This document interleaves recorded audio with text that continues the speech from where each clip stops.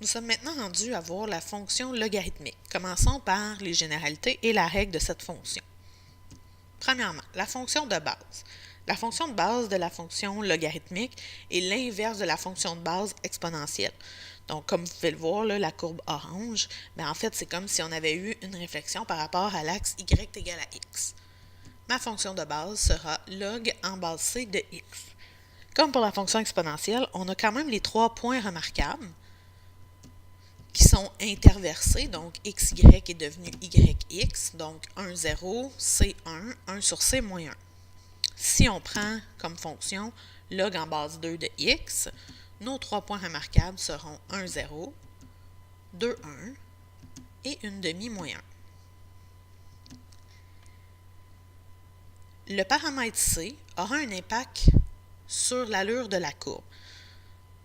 Dans la fonction exponentielle, elle changeait notre courbe selon l'axe des y. Ici, ça va être selon l'axe des x. Donc, si mon a est plus grand que 1, ici, on a log en base 2 de x, en rose, la fonction est croissante. Si mon c est entre 0 et 1, donc ici, on a une demi, la fonction en bleu, elle sera décroissante. Elle subit donc une réflexion par rapport à l'axe des x. C'est donc dire que la base aura le même impact que le paramètre a sur la fonction transformée. Elles travailleront dans le même sens. Pour la fonction transformée, première chose importante, l'asymptote est y. Donc ici, on peut la voir, c'est une asymptote verticale, elle est en vert pointillé et c'est x est égal à 2. Ça veut donc dire que log en base 2 de x moins h, mon h ici c'est 2, donc log en base 2 de x moins 2. Pour l'allure de la courbe, je vais remettre ce tableau-là en dessous du vidéo pour que vous puissiez le prendre en note. Il va être très important pour l'étude de la fonction ou l'analyse de la courbe. Ça va vraiment vous aider à savoir un peu où on s'en va. Donc, vous pourrez le transcrire. Je vais le mettre en dessous du vidéo. Dernière chose importante, déterminer la règle de la fonction logarithmique.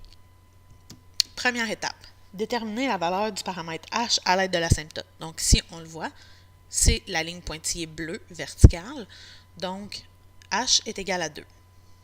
Ensuite, puisqu'il y a beaucoup de paramètres, a, b, c, h, k, on va fixer deux paramètres qui ont un impact minime sur la fonction. Donc, ils peuvent être absorbés par d'autres paramètres.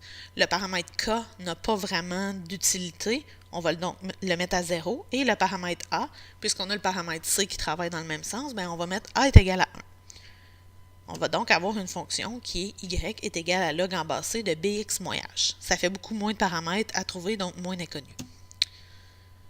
Ensuite, puisqu'on a mis k0 et a1, si on prend notre 0, notre abscisse à l'origine, 1, 0, de la fonction de base, et qu'on le passe dans la règle pour transformer, on se retrouve avec 1 sur b plus h, 0.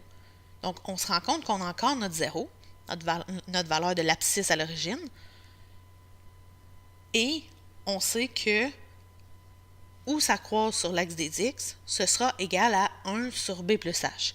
Ça va donc permettre de nous déterminer la valeur de b. Comment on fait? En fait, z est égal à 1 sur b plus h, z pour 0 de la fonction. Ici, notre 0, si on regarde sur notre graphique, c'est 5. Et notre h, c'est 2. Donc, j'envoie mon 2 de l'autre côté pour moins 2, ça fait 3.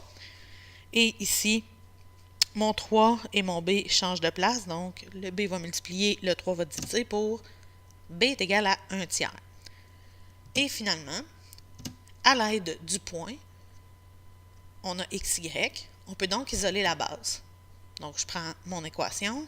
Mes choses connues sont x, y et b qu'on a trouvé précédemment. Et h, qui est mon asymptote. Donc, ici, 3 est égal à log en base c de 1 tiers, 83 moins 2. Je peux calculer dans la calculatrice 1 tiers 83 moins 2, qui me donne 27. Rendu ici, je passe par ma transformation. Donc, c exposant 3 est égal à 27. Racine cubique, j'arrive à c est égal à 3. Donc, réponse finale, y est égal à log en base 3 de 1 tiers x moins 2. Voilà.